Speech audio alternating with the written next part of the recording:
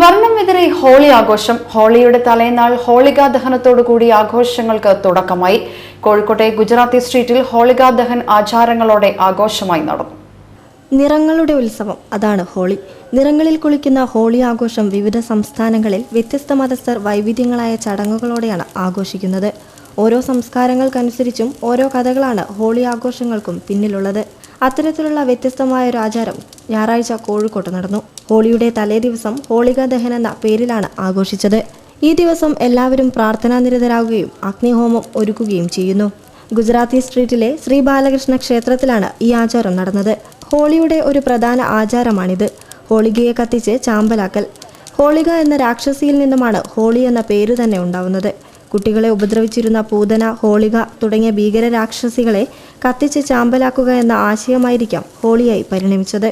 ചിലർ ഇത് കാമദഹനത്തിന്റെ സൂചനയാണെന്നും വിശ്വസിക്കുന്നു. ക്ഷേത്രത്തിൽ നടന്ന ചടങ്ങുകൾക്ക് മുഖ്യ കാർമ്മികത്വം വഹിച്ചത് ദീപേഷ് ജോഷിയാണ്. Dinesh P Shah, Rajendra K Bhatt, Bipin Pareev, Chetan Shah, R Jayantkumar തുടങ്ങിയവരാണ് നേതൃത്വം നൽകിയത്.